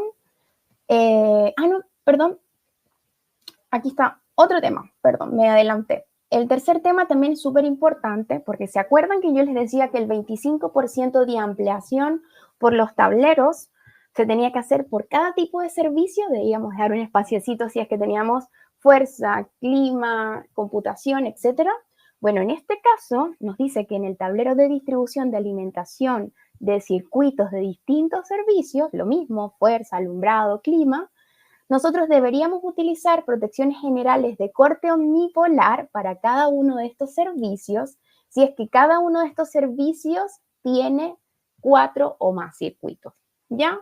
Entonces, supongamos que yo tengo un tablero de distribución, como lo vemos en ese diagrama unilineal, donde tengo fuerza, tengo alumbrado y tengo clima. Y cada una de esas secciones de esos distintos servicios tienen 6 circuitos cada uno. Es obligatorio que la protección de cabecera de cada uno de esos servicios distintos sea también de corte omnipolar. Ahora, si yo tengo seccionado, pero tengo solamente, como vemos aquí, 3, no es obligatorio, porque nos pide de 4 en adelante, que además de la general, la que sea de cabecera de cada uno de estos distintos servicios sea también de corte omnipolar, ¿vale? Entonces, importante. Y me adelanté, porque les decía que me adelanté, porque este punto también es súper importante, muy novedoso con este nuevo reglamento, porque nos habla acá de una protección eléctrica que antes del 2021 no se hablaba mucho en Chile y no se comercializaba mucho en Chile, ¿ya? Y es que es una exigencia muy específica para tableros de distribución en estos lugares. ¿Cuáles son? Tableros de distribución de aeropuerto, hoteles de más de 300 habitaciones, locales de espectáculos para más de 1.000 personas, centros comerciales con más de 2.000 metros cuadrados, edificios de oficina de gran altura e instalaciones con ambientes explosivos. ¿Okay? Todos estos lugares que tengan obviamente tableros de distribución, en ese tablero de distribución nosotros tenemos que implementar de forma obligatoria una de las siguientes medidas contra incendios, ¿ok? Y nos dan 2 opciones el reglamento. Nosotros, a nuestro criterio, vamos a decidir cuál es la mejor medida que yo quiero aportar o agregar a mi tablero, ¿ya? Número 1, utilizar además, ya sabemos, de la protección general de corte omnipolar, una protección diferencial general de 300 miliamperios. Esta es adicional a los diferenciales que ya van a ver en cada circuito, que son de 30 miliamperios, ¿ya? Recuerden que el cuerpo humano solo puede soportar hasta 30 miliamperios sin tener ningún tipo de daño. Ya de 300 no estamos protegiendo a seres humanos, estamos atacando una falla eléctrica que puede llegar a terminar en un incendio, ¿ya? Entonces, primera opción, agregar, además de la protección general de corte omnipolar, simplemente un diferencial general de 300 miliamperios, ¿ya? O la segunda opción es lo que les decía, que es esta nueva protección que nos hablaba en Chile desde antes del 2021, muy poco, y nos dice que todos los circuitos del tablero de distribución estén protegidos por un dispositivo de detección de falla de arco eléctrico, ¿ok? Entonces, importante, nosotros podemos escoger o coloco simplemente una protección diferencial general o en cada uno de los circuitos de ese tablero de distribución, además del termomagnético y además del diferencial, yo agregue este dispositivo de detección de falla eléctrico. Importante, recuerden que es solo para estos lugares bien específicos que están acá en los tableros de distribución, ¿ya? Es una necesidad bien específica. ¿Y por qué nos dice esto? ¿Por qué? Porque ya nosotros estamos muy familiarizados con la falla de cortocircuito y la sobrecarga que lo protege el disyuntor, el termomagnético, fallas a tierra, ¿verdad? Que lo protege el diferencial, que nos protege a nosotras, a las personas. Menos hablado, menos conocido, pero que existe, el limitador de sobretensión, ¿verdad? Que nos protege ante sobretensiones transitorias y que se nos quemen algunos artefactos eléctricos, ¿correcto? Pero aquí se agrega esta protección nueva, como les decía, que no se hablaba mucho, que no se comercializaba mucho en Chile, que es el dispositivo de detección de fallas de arco eléctrico. ¿Para qué? para estos lugares muy específicos en estos tableros de distribución. ¿Ya? Entonces, esta nueva protección está, ¿por qué? Porque viene a proteger fallas de arco eléctrico que se originan por lo que vemos acá en las fotos. Una mala manipulación del conductor, ¿verdad? Que pueda llegar a generarnos arcos peligrosos, ya sea en paralelo o en serie, ¿ya? Y para esto, este dispositivo lo que hace es distinguir entre un arco peligroso y un arco convencional, como cuando conectamos y desconectamos cargas, que sabemos que también son un arco, pero es un arco normal. Entonces, bueno, nosotros como Legrand trajimos la oferta, es el Stop Arc en dos versiones. ¿Se acuerdan que les decía que si usamos esta opción tiene que ser en cada uno de los circuitos del tablero? Imagínense en todo lo que crecería ese tablero, que además de tener el termomagnético y el diferencial, por cada circuito tengamos que agregar un tercer dispositivo. Entonces, como Legrand, trajimos la oferta donde tenemos dos opciones. Una protección que es termomagnético y arco eléctrico en un mismo dispositivo, y otro que tiene las tres protecciones en una. Es termomagnético, es diferencial y tiene protección contra la falla de arco eléctrico, ¿vale? Como son para todos los circuitos del tablero de distribución, los tenemos en corrientes nominales pequeñitas, 10, 16 y 20, no es nada para la cabecera ni mucho menos. Y bueno, están estas opciones que incluso te pueden indicar cuándo está alguna falla, si no tiene suministro o cuando opera por arco eléctrico, para que sepamos dónde está el problema y por qué actuó ese dispositivo. Pero ahora, siendo 100% honestas nuevamente, lo más utilizado es la primera opción porque es lo más sencillo, ¿ya? Simplemente me consigo una protección diferencial, que es igual un poco costosa porque es una protección diferencial para la cabecera, de 300 miliamperios adicional a todos los diferenciales que van a ver en los circuitos, y cumplo con esta exigencia. ¿Y por qué nos dicen que es una medida contra incendio? Porque la falla de arco eléctrico casi siempre termina en incendio, ¿ya? Y es una falla que no lo ve el termomagnético, mucho menos el diferencial. Por lo tanto, es una falla que hay que tener mucho ojo y cuidado y se exige para estos lugares. Entonces, nosotros decidimos si queremos utilizar el Stop Arc para cada uno de los circuitos del tablero de distribución o si simplemente voy con una protección diferencial de 300 miliamperios, que a veces tienen que usar algún tipo de medidor de corriente. No es un diferencial común porque obviamente va a ir en la cabecera, por lo tanto necesitamos una capacidad, una corriente nominal bastante alta, ¿ya? Pero para que lo conozcan, ahí está, para que puedan ustedes decidir y para que sepan que es una exigencia importantísima, obligatoria para los tableros de distribución en estos lugares. Y ya para ir cerrando, porque ya llevo 4 minutos pasadita de la hora, también en el RIC número 2 hay un apartado específico de tableros móviles, ¿ok? Entonces, ahí, ¿por qué hay un apartado? Porque hay un par de exigencias adicionales que tienen estos tableros que los otros no. Y la más importante es el pulsador exterior o la parada de emergencia, como lo conocemos nosotros. Todos los tableros móviles, tableros de faena, tableros provisionales que se utilicen para alimentar cosas, ¿verdad? Herramientas y que sea movilizado, tiene que tener obligatoriamente primero la señalética de operación de peligro y un pulsador exterior con enclavamiento para yo poder dejar sin energía en caso de que ocurra una falla, un accidente, y yo necesite desconectar ese tablero, desenergizarlo lo más rápido posible. Yo lo puedo hacer desde el exterior y no tener que ir a abrir el tablero, la tapa, no sé qué, buscar la protección general. En ese momento ya cualquier accidente puede ocurrir. Entonces, sí o sí, obligatoriamente los tableros móviles deben tener esta pequeña parada de emergencia en la parte frontal del tablero, donde yo pueda desenergizar en caso de un accidente el tablero completo en cuestión de segundos, ¿ya? Y lo otro es que el IP cambia también. Era lo otro que quería comentarles. El IP cambia a IP56 como mínimo, porque obviamente es un tablero que está en una faena, que está movilizándose de un lugar a otro, donde hay polvo, donde puede haber lluvia, etcétera. Por lo tanto, tiene que ser un poquito más robusto, con mayor hermeticidad. Por lo tanto, nos piden mínimo IP56 y un ICAM mínimo 0,7, ¿vale? Y con esto sí que ya terminamos.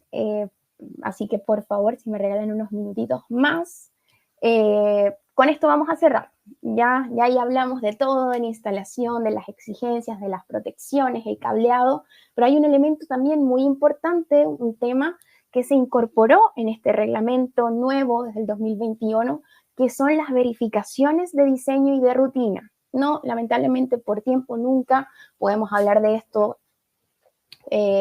muy en detalle, porque es como para hablarlo en un webinar específico, pero bueno, nos dice ahora el reglamento y nos exige que para tableros sobre 100 amperios yo debo hacerles verificaciones de diseño y de rutina antes de entregárselo al cliente final y que se ponga en servicio el tablero, ¿ya?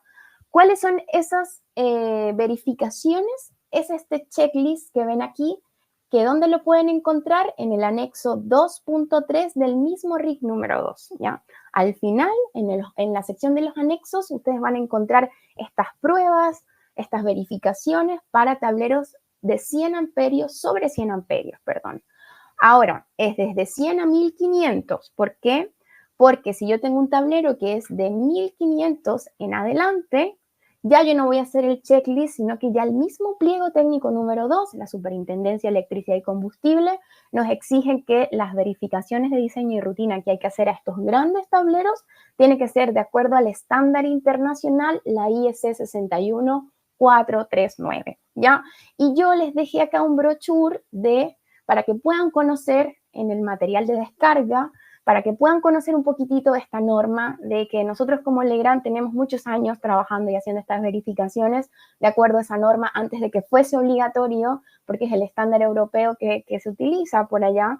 Por lo tanto, aquí les dejo el libro para que puedan conocer un poquitito qué nos exige esta norma para estos tableros, qué verificaciones se hacen y ustedes puedan conocerlo a cabalidad, ¿ya? Ya que no podemos hablar, ya que no nos da tiempo. Y en resumen, entonces, tableros de 100 amperios mayores a 100, pero menores a 1500, el anexo 2.3, ¿correcto? Anexo 2.3 del RIC número 2, donde que hay requisitos generales, requisitos para controlar el calentamiento, pruebas dieléctricas, aislamiento, desempeño mecánico. Es un checklist para hacer verificaciones y algunas pruebas antes de poner en servicio, ¿ya? Y en el caso de tableros superiores a los 1500, ya el reglamento nos dice, oye, tienes que comprar la norma, la norma internacional, tienes que ir a revisarla y ver qué es lo que se exige para estos grandes tableros, ¿ya? Así que como final, acá tenemos el resumen, el último slide de lo que hemos hablado hoy. Les dejé acá una hojita para recordar los puntos más relevantes de lo que vimos. Para mí todo es muy relevante, pero acá quería dejarles un pequeño resumen, ¿ya? Ya sabemos que no se aceptan tableros del tipo abierto y que hay distintos IP dependiendo de dónde va a ser instalado el tablero, ¿vale? Incluso el tablero móvil o de faena 56 como mínimo. Acá lo vamos a agregar para la próxima charla.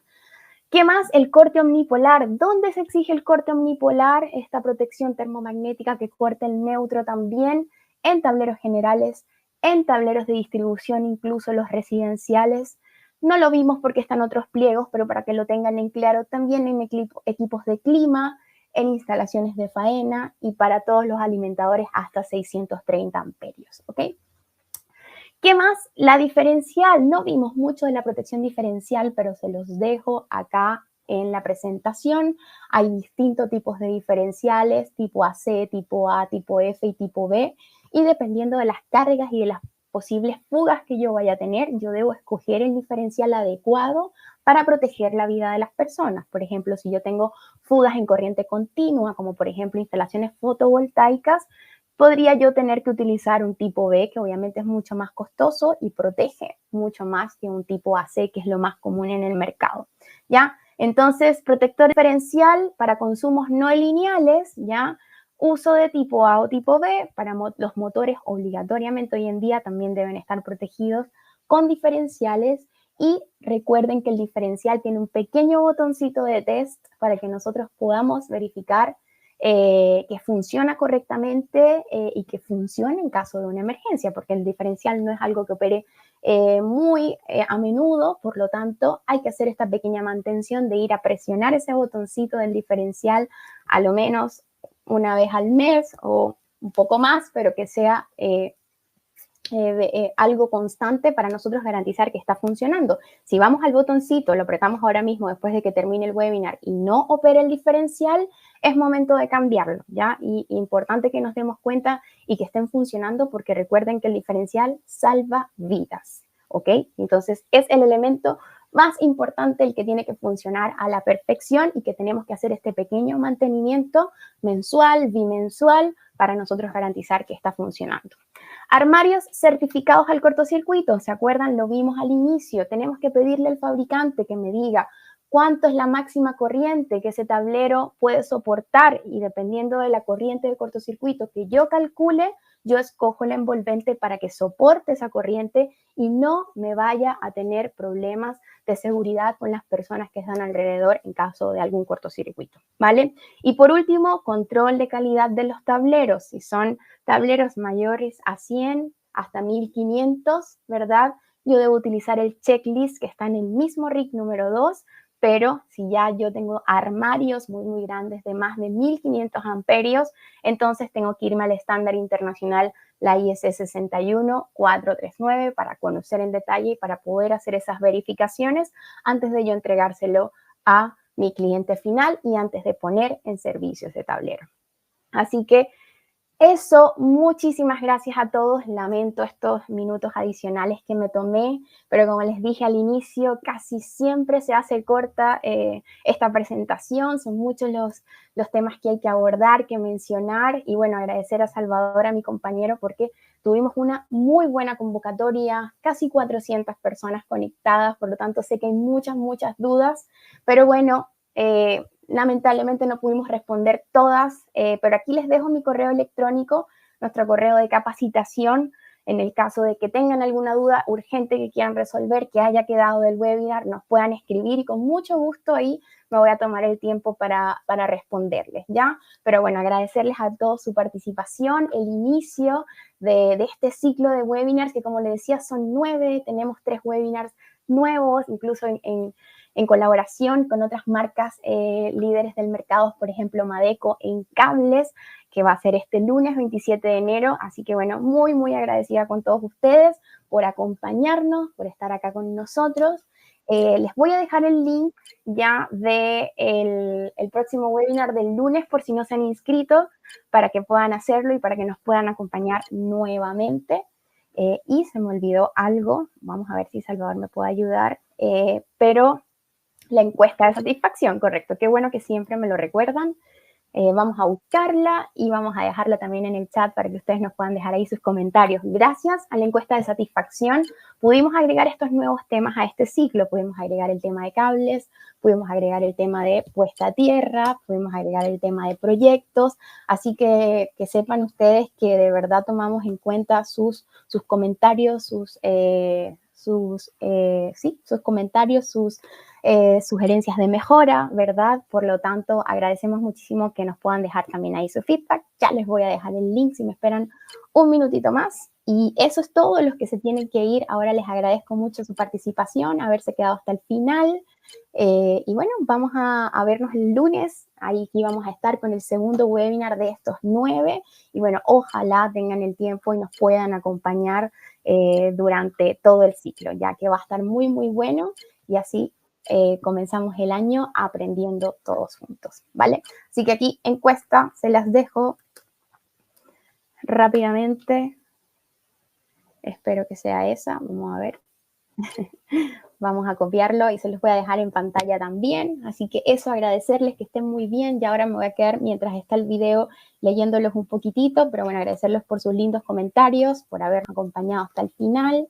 Y eso, nos vemos el próximo lunes, este lunes 27, con el tema de conductores eléctricos, RIC número 4. Así que gracias a todos, que tengan un muy lindo fin de semana y nos vemos en una próxima oportunidad. Sí, la encuesta tiene mal el nombre, pero utilícenla nomás. Ahí ya le vamos a cambiar enero 2025, que se me había olvidado por completo. Ahí está, ahí la cambiamos.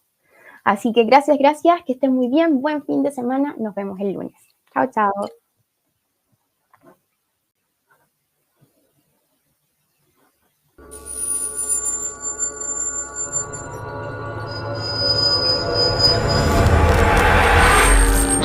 Grupo Legrand.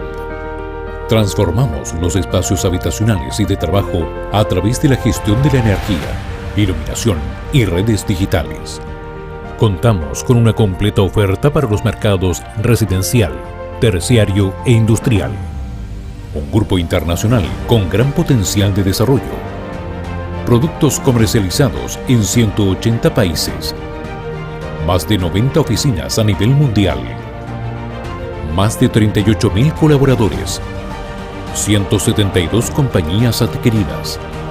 29% de crecimiento en ventas de productos conectados. Contamos con 170.000 referencias distribuidas en 81 familias de productos en distintas unidades de negocios.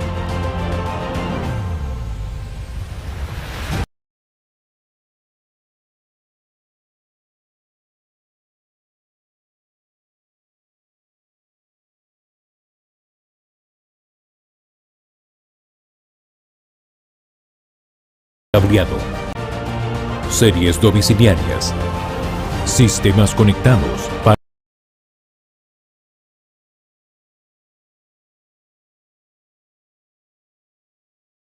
entre otras.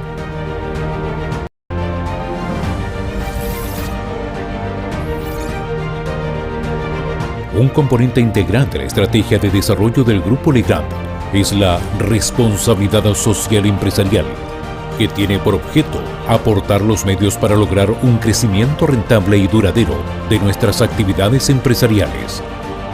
Para esto nos enfocamos en 3 ejes: compromiso con nuestros colaboradores, ofrecimiento de un ecosistema empresarial a nuestros clientes y proveedores, limitación de nuestro impacto sobre el medio ambiente.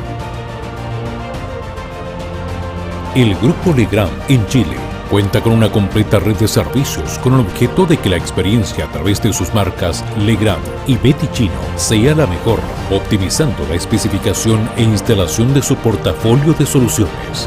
Además, contamos con canales digitales optimizados para nuestros clientes, webinars, videos, cursos en YouTube, cursos e-learning y capacitaciones presenciales, sitios web actualizados con información relevante de nuestros sistemas y productos, aplicación móvil para optimizar el trabajo de nuestros clientes desde sus smartphones. Grupo Legrand. Transformamos los espacios habitacionales y de trabajo a través de la gestión de la energía, iluminación y redes digitales.